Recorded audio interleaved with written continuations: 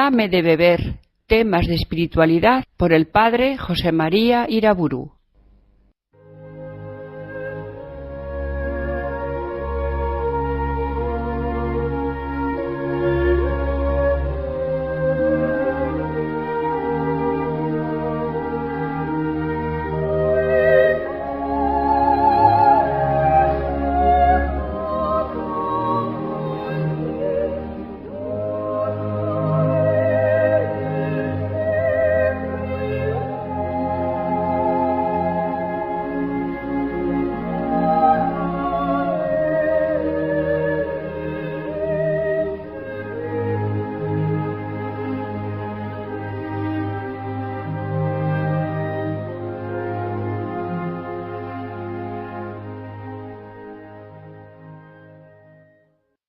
En el nombre del Padre, del Hijo y del Espíritu Santo.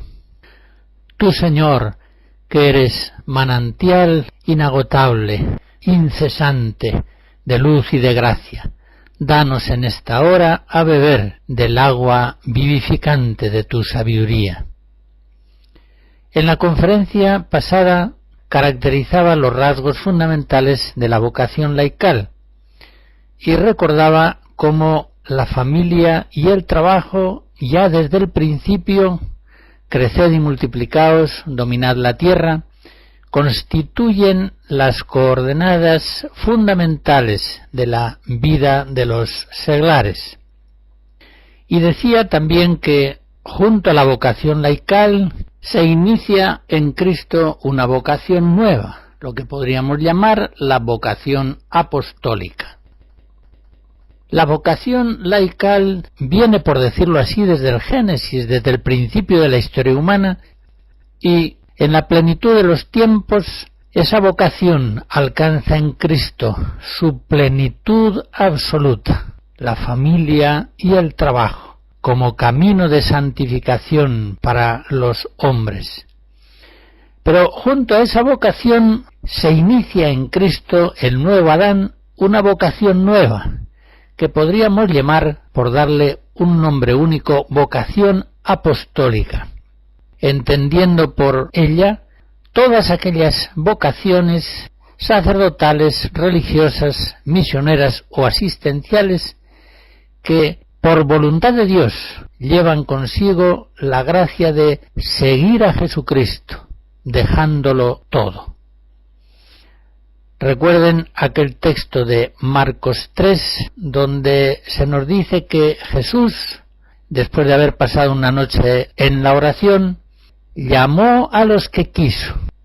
Vinieron a él y eligió 12 para que le acompañaran y para enviarlos a predicar, para que le acompañaran, para constituirlos compañeros suyos, especialmente introducidos en su amistad personal, y para enviarlos a predicar, tomándolos pues como colaboradores inmediatos de la obra suya propia, la introducción y la difusión del reino de Dios en el mundo.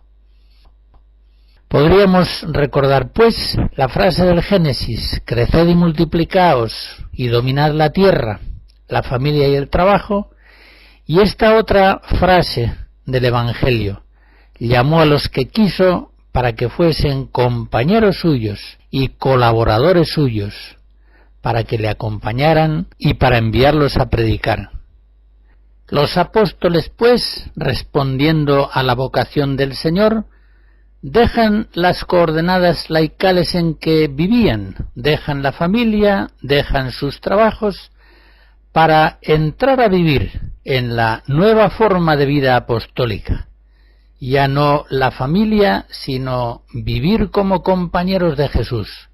Ya no los trabajos profesionales anteriores, sino colaborar con Cristo en la predicación del reino. Son pues dos caminos diversos que avanzan juntos en una cooperación continua dentro de la comunión eclesial, pero sin duda la vocación apostólica aparece ya en el Evangelio, el seguimiento discipular de los apóstoles, como una vocación especial, diferente de la laical. Si hubiéramos de sintetizar los rasgos fundamentales de la vocación apostólica, señalaríamos en primer lugar que parte de una iniciativa de Cristo. Lo normal entre los discípulos de un rabino judío era que ellos eligieran su maestro. Pero el maestro mesiánico, Jesús de Nazaret, cambia este modo. Es Él quien elige sus discípulos. Juan 15. Es Él quien señala las condiciones del seguimiento, como lo vemos en varios lugares, por ejemplo en Mateo 19.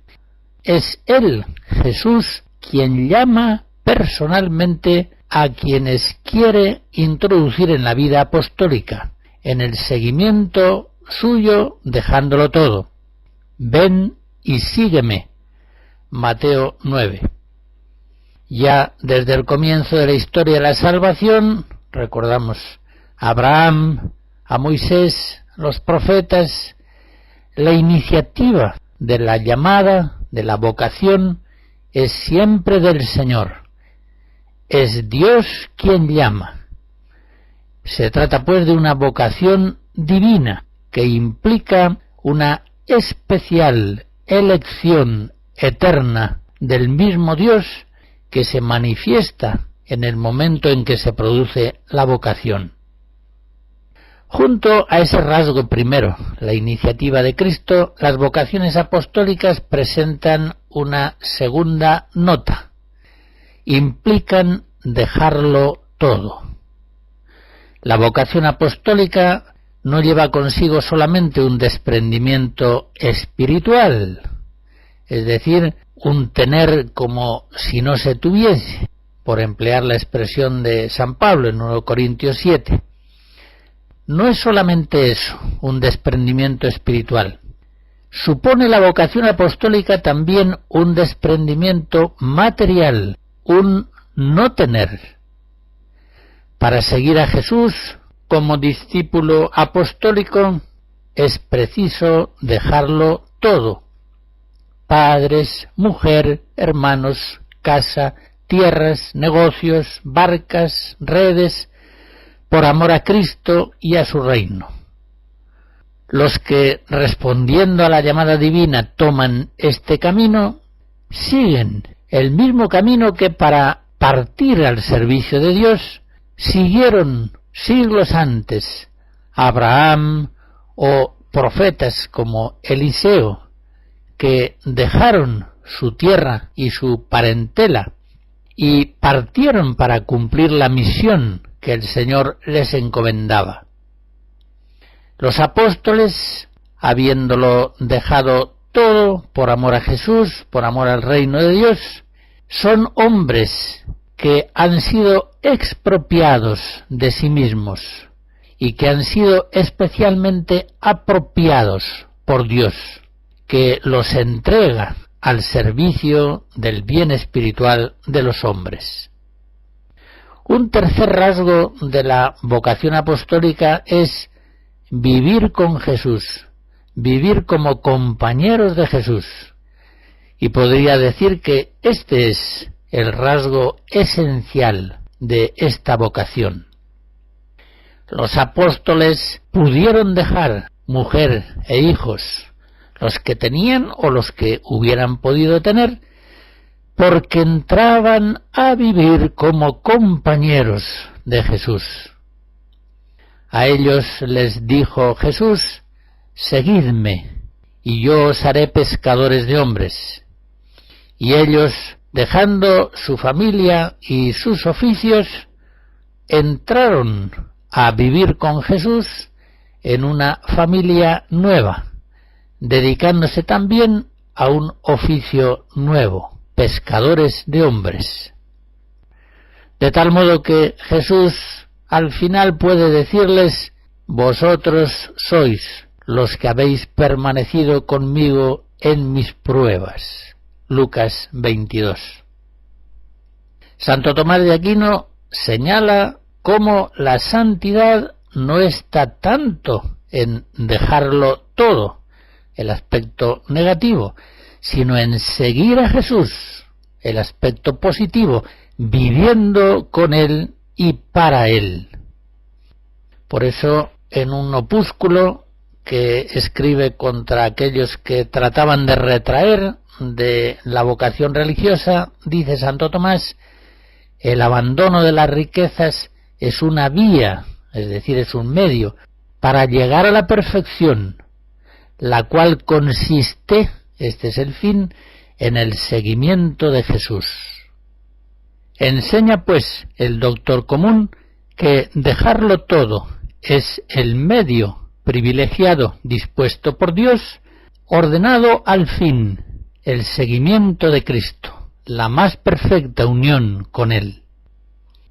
Enseguida consideraremos otras notas características de la vocación apostólica.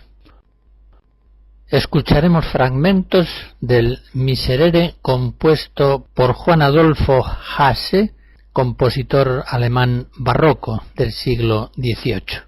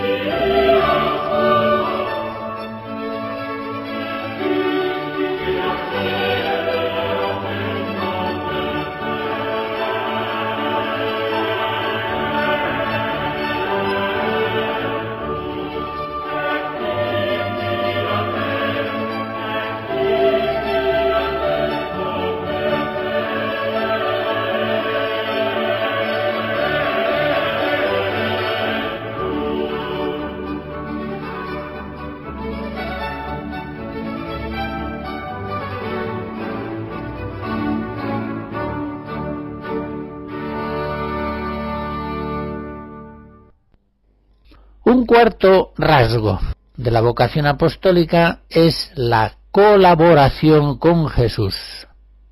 Por voluntad de Cristo, ya estos hombres, los apóstoles, no van a dedicar su vida a pescar peces, sino a pescar hombres.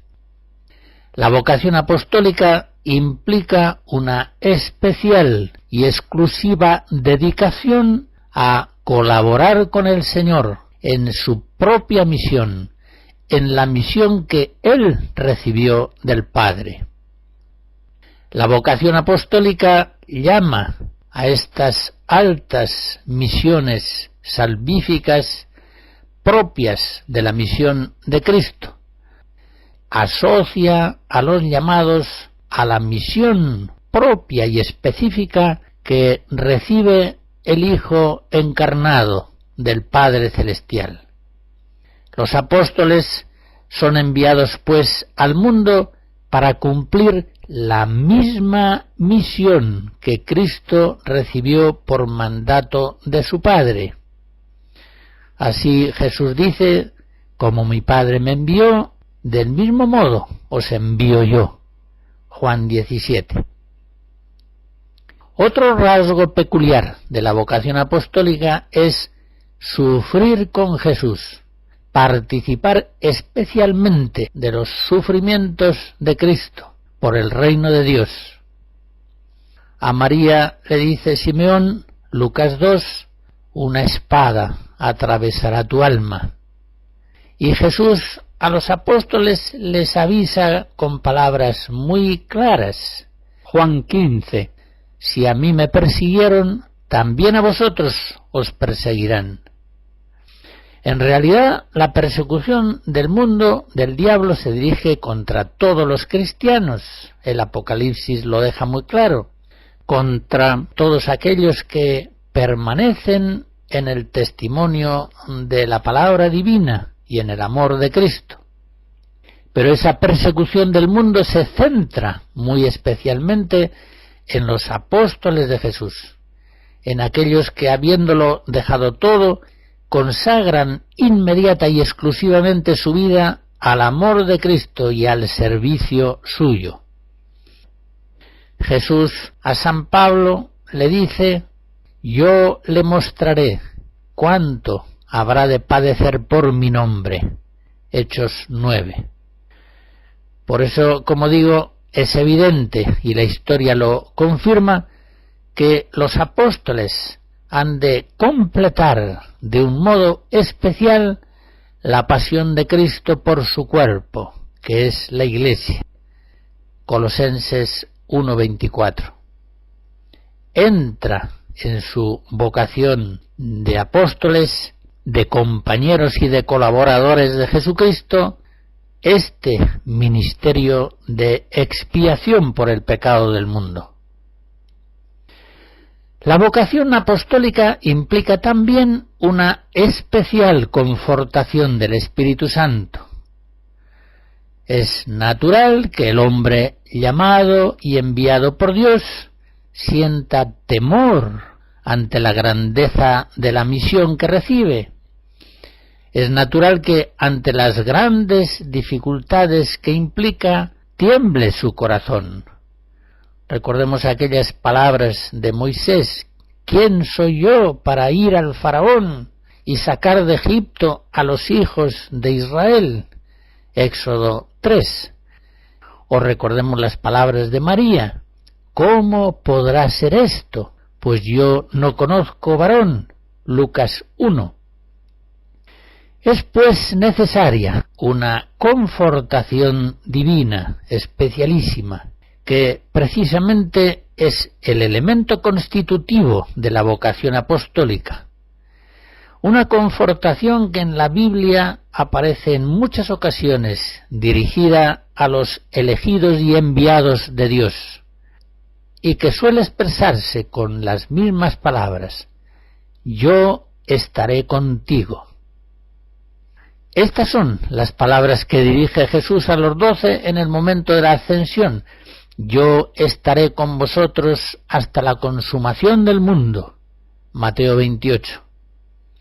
Estas son también las palabras que el ángel Gabriel asegura a María: el Espíritu Santo vendrá sobre ti, y la fuerza del Altísimo te cubrirá con su sombra. Estas son las palabras que confortan a los apóstoles y les dan el valor preciso para anunciar el Evangelio al mundo. Recibiréis la fuerza del Espíritu Santo que descenderá sobre vosotros, y seréis mis testigos. Hechos 1.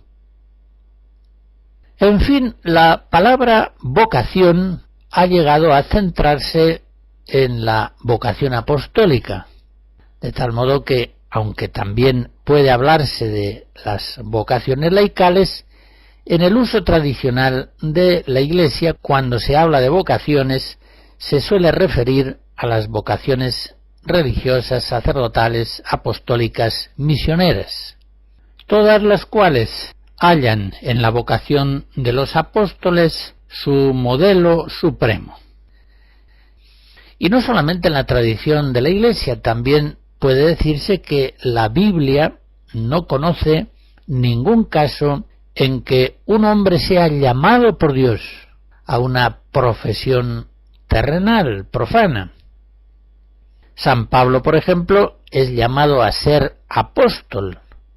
No es llamado propiamente a ser tejedor de tiendas.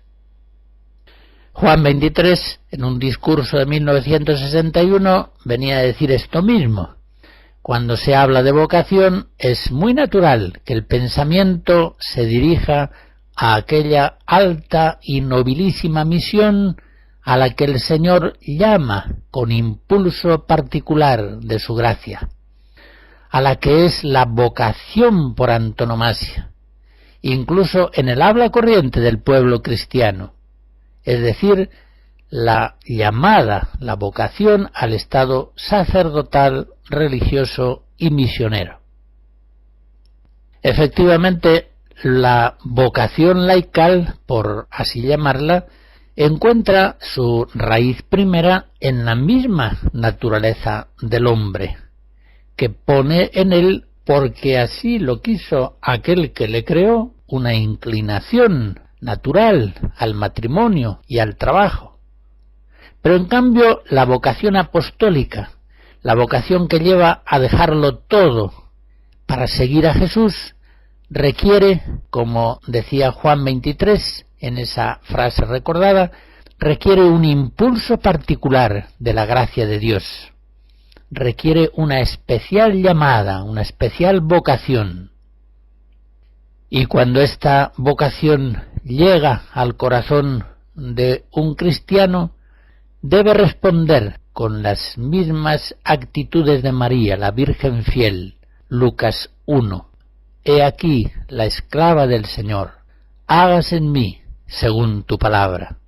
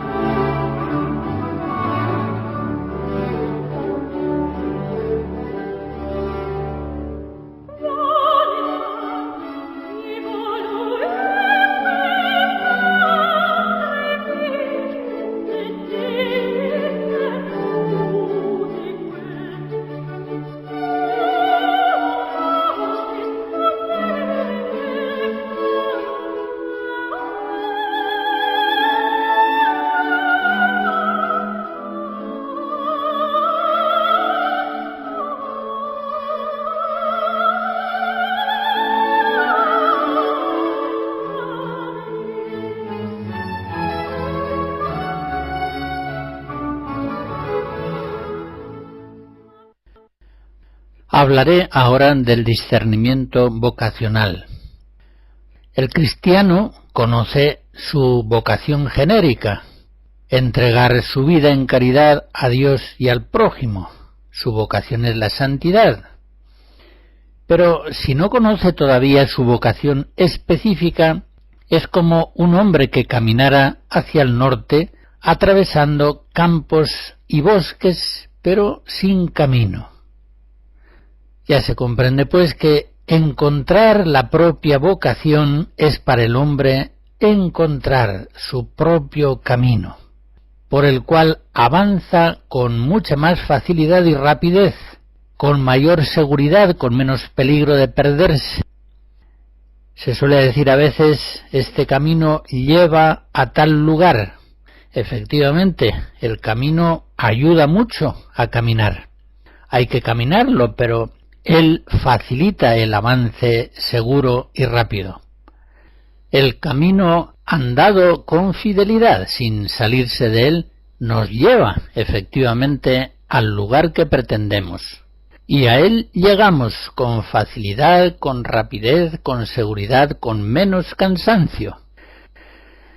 Por eso, conocer la propia vocación es una inmensa gracia que Dios da a los que le buscan con sincero corazón, y a veces también la da a los que no le buscan.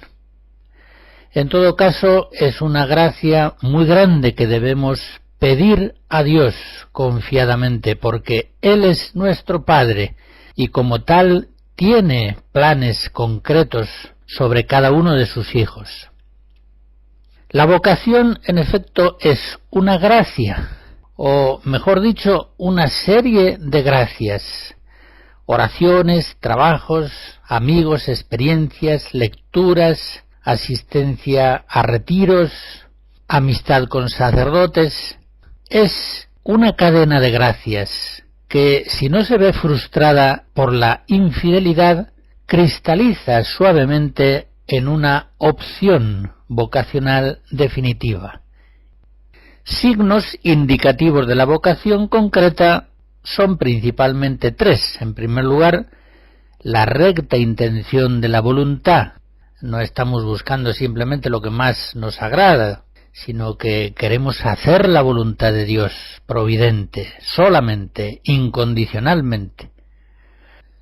En segundo lugar, la idoneidad suficiente para esa vocación. Una persona, por ejemplo, que intenta ser sacerdote pero carece de una serie de dones naturales y de gracia necesarios para esa vocación, se equivoca al pretenderla. Cuando Dios da una vocación concreta, da los dones precisos para poder vivirla rectamente. Y en tercer lugar, signo indicativo de una vocación concreta, y además signo definitivo, es el sello puesto públicamente por la Iglesia, sea en el sacramento del matrimonio, sea en los votos religiosos, sea en el sacramento del orden. Pensemos concretamente en la vocación sacerdotal o en la vocación religiosa.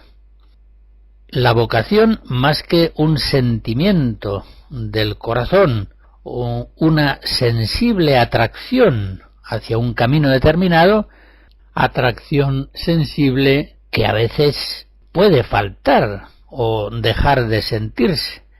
La vocación sacerdotal o religiosa se revela en la recta intención del que aspira al sacerdocio o a la vida religiosa. Y la recta intención no está propiamente en el sentimiento, que es tan cambiante. Está fundamentalmente en la mente y en la voluntad del hombre. Pero esa recta intención debe estar unida a ese conjunto de dones físicos, intelectuales y morales que hacen a la persona idónea para entrar en ese estado de vida, para seguir ese camino vocacional. Estemos muy convencidos de que nuestro Padre Celestial tiene sobre cada uno de nosotros un plan muy preciso para el desarrollo de nuestra vida. Sería un error muy grande pensar que Dios nos ofrece un abanico de posibilidades vocacionales para que luego nosotros, con mayor o menor generosidad, optemos por esta o por aquella. Nuestro Padre Celestial, desde toda la eternidad, ha querido para nosotros una forma de entregar nuestra vida para su gloria y para el bien de nuestros hermanos. En una palabra, ha querido para nosotros una vocación concreta. Y nosotros debemos descubrir esa vocación, descubrir cuál es la voluntad de Dios sobre nosotros. Pero no podremos descubrir la voluntad de Dios si estamos apegados a la nuestra. Eso oscurece los ojos de nuestra alma, hace imposible un discernimiento vocacional prudente y fiel. Recordemos aquella oración tan bella, aquella poesía de Santa Teresa: vuestra soy, para vos nací, ¿qué mandáis hacer de mí? Revolvedme aquí o allí, ¿qué mandáis hacer de mí? Ella sale al encuentro con atrevimiento, sin miedo alguno, para recibir la voluntad de Dios sobre ella. Decid dónde, cómo y cuándo, decid, dulce amor, decid, ¿qué mandáis hacer de mí? En el fondo es la misma oración de San Ignacio de Loyola que favorece esa santa indiferencia por la que nos hacemos dóciles a la acción del Espíritu Santo. Tomad, Señor, y recibid toda mi libertad, mi memoria, mi entendimiento y toda mi voluntad. Dadme vuestro amor y gracia, que ésta me basta. Hace un momento decía que normalmente la vocación es una larga serie de gracias, que muchas veces, sin que el cristiano apenas sepa cómo, va cristalizando en una opción vocacional concreta. Pero también puede ser que, sin enterarse quizá, esa cadena de gracias que se orienta hacia una vocación cristiana se vea en un momento determinado frustrada, interrumpida y cortada por la infidelidad.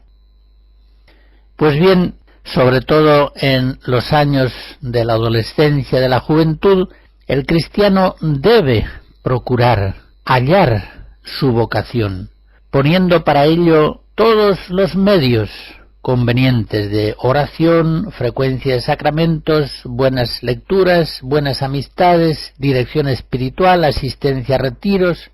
Así es como normalmente la persona llega a conocer la vocación personal que Dios le da. Ahora bien, podemos preguntarnos, una vez que el cristiano conoce la vocación que Dios quiere darle, ¿tiene obligación moral de recibirla? Podríamos decir, hay que entender la vocación como un consejo que Dios nos da, o más bien como un mandato. Un mandato, por supuesto, que es un don. Pues bien, parece claro que si hay una conciencia clara de lo que Dios quiere hacer en nosotros, del camino que Dios quiere concedernos, quiere darnos como un don preciosísimo de su gracia, hay obligación moral grave de seguir la vocación divina. Jesús, nos dice Marcos 3, llamó a los que quiso, es decir, manifestó su voluntad hacia unas personas concretas, diciéndoles en términos inequívocos e imperativos: sígueme, déjalo todo y vente conmigo. Parece que a estas palabras, motivadas por un amor especial, solamente se puede responder en forma afirmativa. Cristo tiene pleno derecho para disponer de cada uno de los miembros de su cuerpo, y nosotros, en fidelidad de amor, debemos hacer nuestro su designio, sea este el que fuera, la vida laical, sacerdotal, religiosa, sea este designio conforme o no a nuestro agrado sensible. Y esto tanto por el amor que le debemos a Cristo, como incluso en justicia, pues realmente no nos pertenecemos, sino que Él nos ha adquirido al precio de su sangre. 1 Corintios 6, 1 Pedro 1. ¿Con qué derecho nosotros podemos rechazar sin culpa grave la llamada de Cristo, al menos si la captamos en nuestra conciencia con certeza moral? Especial gravedad, indudablemente, tendrá rechazar la vocación apostólica, al ser esta una gracia tan grande para la persona, tan necesaria y tan preciosa para la Iglesia. Por ella, por la vocación apostólica, el Señor hace del cristiano un compañero y un colaborador suyo, como ya vimos. Por tanto, si Cristo nos llama a ser compañeros suyos, si nos llama a entrar a convivir con Él, ¿cómo podremos rechazar gracia tan inmensa sin ofenderle gravemente? Imagínense ustedes que cuando Jesús se acerca a la oficina de recaudación de impuestos y le llama a Leví: déjalo todo y sígueme. Este le respondiera: Señor, perdona, pero soy necesario en este trabajo para sostener a mi familia, quizá más adelante, quizá más tarde. ¿Será posible que ese rechazo a la llamada de Cristo, del que estaba llamado a ser Mateo, apóstol y evangelista, no implique una resistencia grave a la gracia de Dios? ¿Será posible que un rechazo a una gracia de Cristo tan grande pueda realizarse sin culpa grave personal? Si Cristo nos llama para que seamos colaboradores suyos en la salvación del mundo, ¿cómo podremos negarnos sin grave culpa? Jesús Ya recuerdan aquella escena del Evangelio, en Marcos 10, miró al joven rico con especial amor y le llamó, le invitó a seguirle, pero él no quiso. Nos dice el evangelista, se oscureció su semblante y se fue triste, pues tenía muchas riquezas. No estamos viendo en esa tristeza un rechazo de la gracia, un pecado. Es la tristeza de una gracia divina que ha sido rechazada. Recordemos la parábola de Mateo 21. Si es voluntad del Padre enviarnos a trabajar en la viña, ¿cómo podremos resistir la voluntad amorosa de nuestro Padre? ¿Qué será de nuestra vida si la dirigimos por un camino distinto de aquel que el Padre quería darnos con tanto amor a nosotros y con tanto amor a la Iglesia, a quien habíamos de servir? ¿Y qué será de los hermanos que en la providencia de Dios habían de recibir nuestra ayuda y que quizá no la reciban porque nosotros rechazamos la gracia de la vocación? Cuando un padre llama a un hijo para enviarlo en ayuda de otros hijos que están pasando una grave necesidad, ¿será tal llamada solamente un consejo o será más bien un mandato?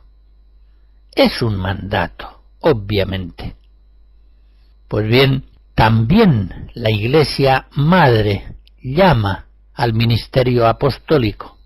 Cuando la patria está en peligro y llama a sus hijos, estos se saben obligados en conciencia a acudir, aun en el caso de que no sientan ninguna inclinación por el servicio de las armas y hayan de dejarlo todo. Saben que en conciencia deben acudir, aun poniendo sus vidas en grave riesgo. Igualmente, cuando la Iglesia llama con urgencia a personas para que les sirvan y procuren la salvación de los hombres, es preciso que acudan. Y aquel que, sabiéndose llamado por el Padre Celestial y por la Iglesia Madre, no acude, es un mal hijo, que pone en peligro su salvación eterna.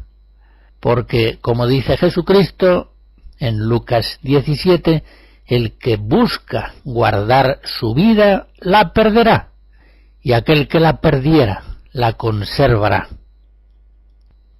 Santo Tomás de Aquino, en un opúsculo dirigido contra aquellos que ponen impedimentos a la vocación religiosa, escribe: nadie debe resistirse a la locución interior con que el Espíritu Santo inspira la mente. Definitivamente se la debe obedecer sin lugar a dudas.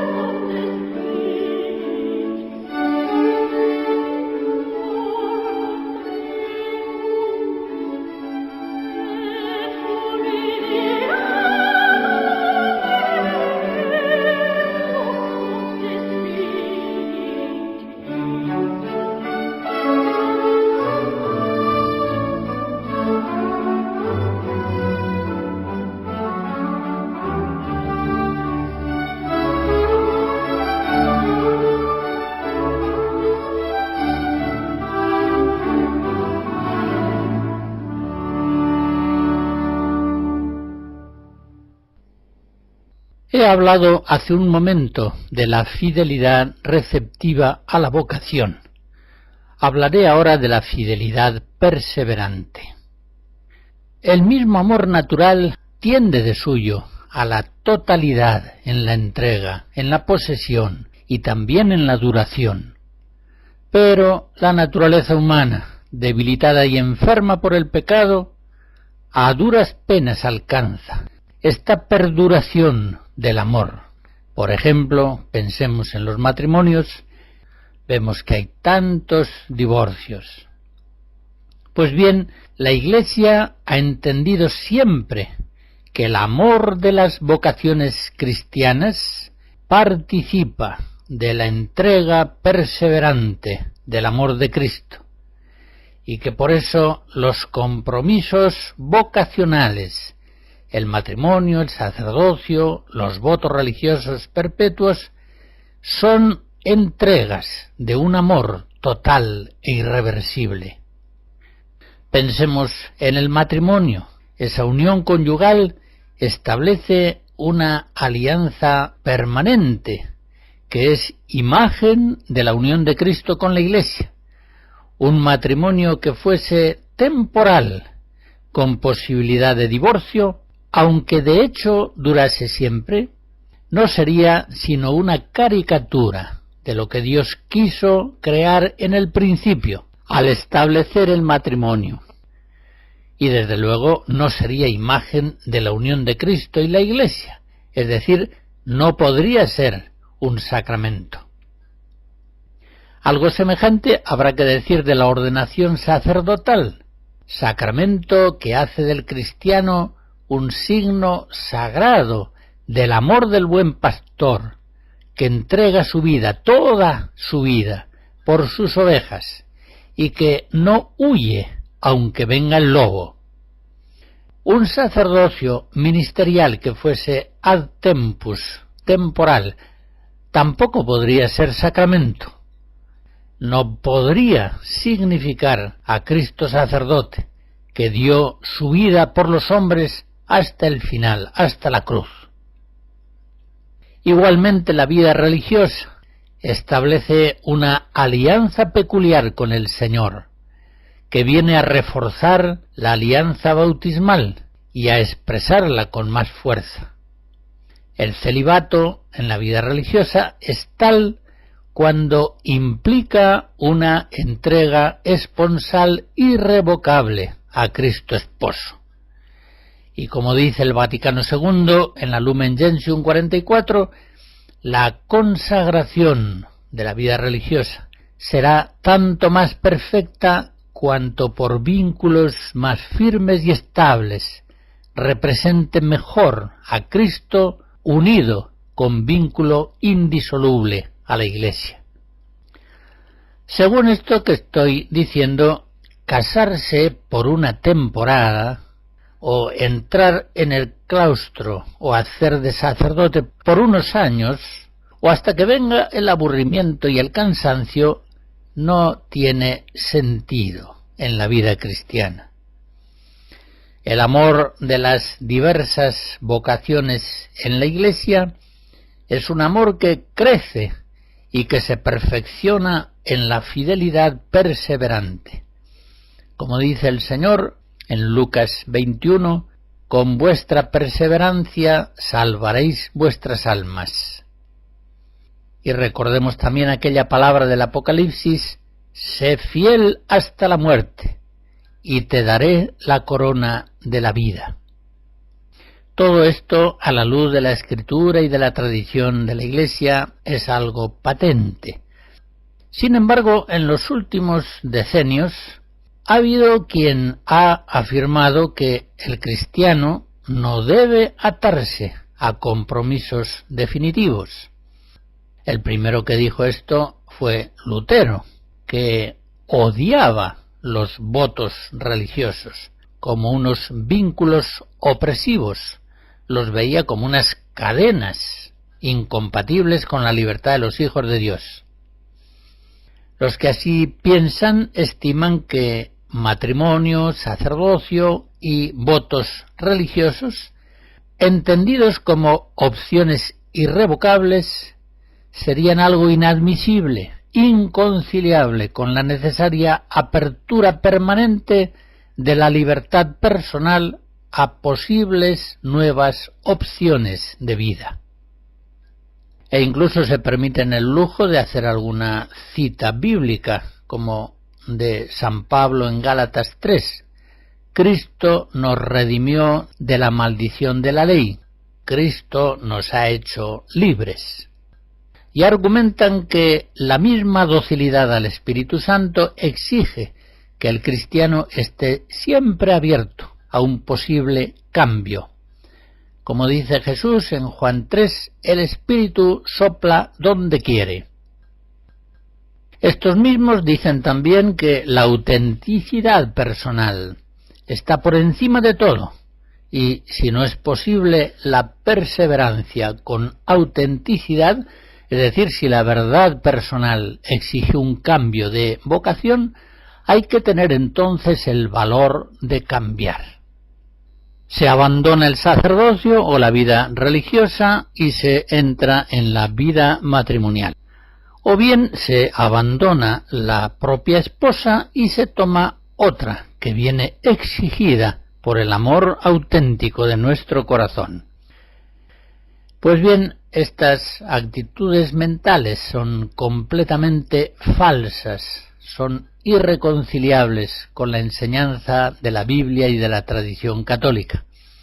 En la Biblia, la fidelidad del hombre está permanentemente sostenida por la fidelidad de Dios a sus propios dones.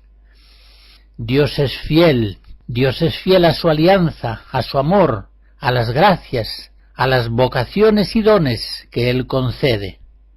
Como dice San Pablo en Romanos 11, sabemos que los dones y la vocación de Dios son irrevocables. Es el pensamiento que la Biblia expresa tantas veces, como en el Salmo 1, cuando dice que el justo es como un árbol plantado al borde de la acequia, da fruto en su sazón y no se marchitan sus hojas. Efectivamente, la vida de un cristiano no es una caña agitada por cualquier viento, Mateo 11. No es una vida que quede abandonada a los variables deseos del corazón, Romanos 1. Es más bien como un árbol que crece siempre fiel a sí mismo y que por eso mismo llega a una madurez capaz de dar flores y de dar frutos. Por eso San Pablo en 1 Corintios 7 dice: cada uno ande según el Señor le dio y según le llamó, es decir, según la propia vocación. Persevere cada uno ante Dios en la condición en que por él fue llamado. Pidamos pues siempre al Señor que nos asista con su gracia para perseverar en nuestra propia vocación.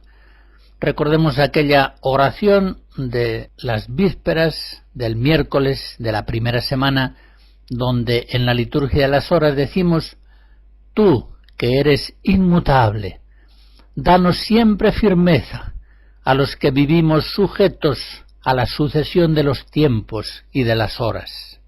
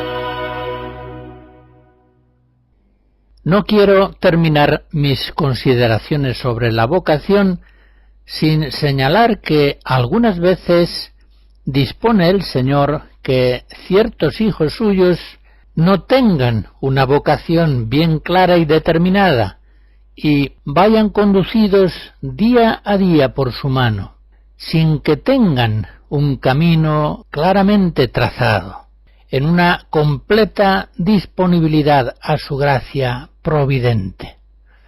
Y en este andar sin camino hay un despojamiento personal no pequeño. Hay cruz, y no hay nada más santificante que la cruz.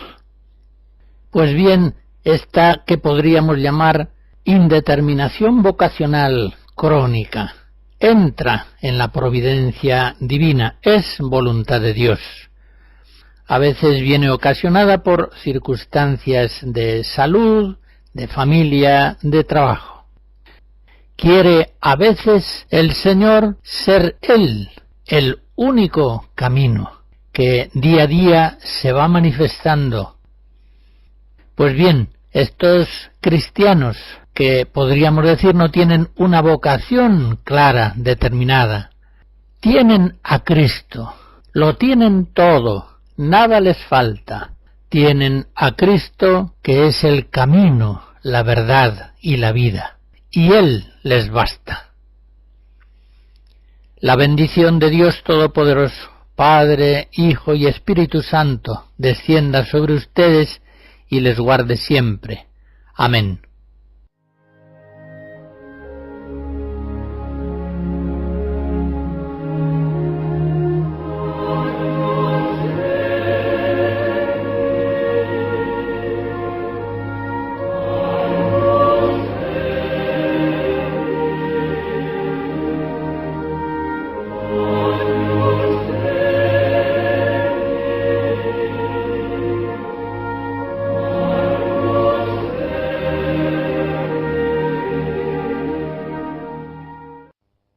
Hemos escuchado Dame de beber, temas de espiritualidad por el padre José María Iraburu.